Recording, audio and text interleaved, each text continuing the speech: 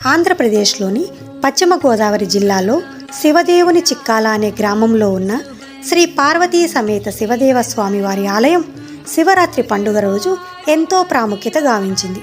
మహాశివరాత్రి వచ్చిందంటే చాలు సంతానం లేని దంపతులు కొబ్బరి మొక్కలతో స్వామివారిని దర్శించుకుంటారు.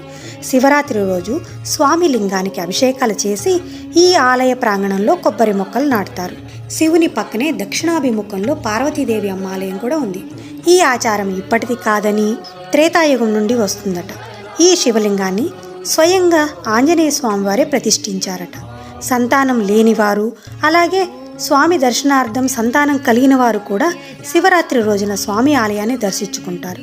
ఈ నేపథ్యంలో మగబిడ్డ కావాలి అని కోరుకునేవారు కొబ్బరి మొక్కను, ఆడబిడ్డ కోసం గులాబీ మొక్కలను ఇక్కడ గుడి ప్రాంగణంలో నాటుతుంటారు. ఈ గుడి ప్రాంగణంలోనే లక్ష్మీనారాయణ స్వామి ఆలయం కూడా ఉంది.